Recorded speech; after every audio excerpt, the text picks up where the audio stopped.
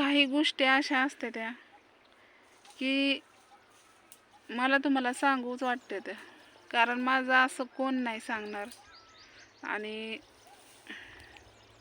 तुम्ही म्हणसान की आता आई हाय बाप हाय, कुणाचं पटलंय? बहिणीचं पटलं नाही, माय लेकराचं पटत नाही, माय म्हणजे आईचं लेकीचं पटत नाही. तसंच काही गोष्टी माझ्या पण आहेत घरात, पण मी तिला नाही हेडव नाही काढू शकत. मी कसं असतं माहिती का, हेडव काढायला गेले ना, इज्जत आपल्या आईच्या आपणच घालवायची, ते बरं नाही दिसत म्हातारपणी. एवढी इज्जत त्यांनी कमवलेली कुठं म्हणून होत नाही. प्रत्येकाच्या घरी होत्यात, प्रत्येकाच्या घरी होत्यात भांडणं. थांब मी काढते.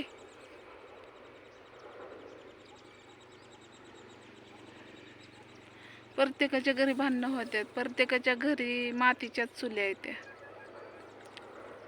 तसेच काही प्रश्न माझा पण आहे, आईची माझी पण भांडणं झाली. पण तुम्ही म्हणसान की आता ताई काय झालं दाखवायला, नाही दाखवू शकत. कारण बोलणारी एक बोट तिच्याकडे करून दाखवलं तर बाकीची बोटं आपल्याकडे असतात. एवढं कधी पण नेहमी ठेवायचं. आणि राहिला प्रश्न, मला आईपाशी राहायचं आहे, मी कुठं जाऊ शकत नाही. जायला तर सगळेच आहेत, ते मी पण जगू शकते लेकरं घेऊन, पण मी कामाला गेली तर लेकरांना कोण बघणार?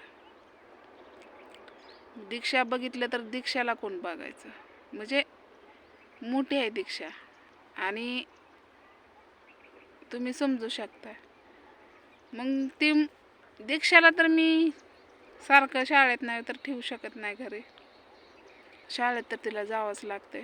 राहिला प्रश्न बानूचा, तर बानूला मी घेऊन तर जाऊ शकत नाही कामाला. तिला घेऊन जायचं म्हणलं की निम दुखणं येतं, का की ती स्वतःचं वजं पण नाही झोपू शकत. तिला पण वाटत असेल की मी चलावा बोलावं, तिला पण काहीतरी वाटतच असेल की. तर कशा पाय भांडणं, कशा पाय काय, पैशा पाण्यामुळेच भांडणं.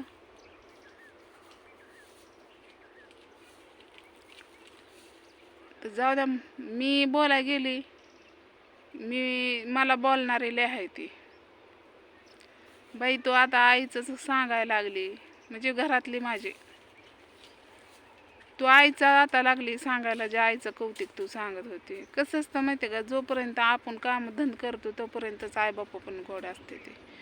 आणि माझं कर्तव्य आईबापाला सांभाळायचं, कारण मी कुठं जाऊ शकत नाही लेकरू घेऊन.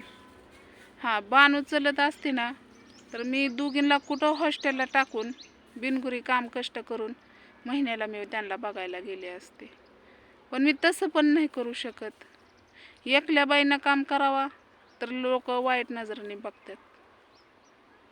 म्हणजे चौकूनच बाईला पंचायत आहे, चौकूनच.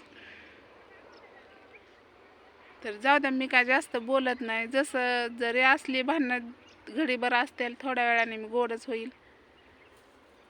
म्हणजे ती मला बोलेल, मी तिला बोलेल, पण मन दुखवू नये. मी म्हणते मन माझं दुखवू नये. माझ्या पण डोक्यात विचार आहेत, मला पण वाटतंय नाही बसावं मी कामाला रोज जावं, पण काम तर नाही तिथं जाऊ कुठं? इलाज आहे का? तर घ्या सगळ्यांनी काळजी. माझं काय चलतच राहते रुटीन, हसून खेळून आपलं जगायचं. देवाने आपल्याला महाग एवढं सुख, काय म्हणतात ते, दुःख लावलंय तर सुख पण कधीतरी लावल, असं म्हणून आपण चालायचं. तर बाय.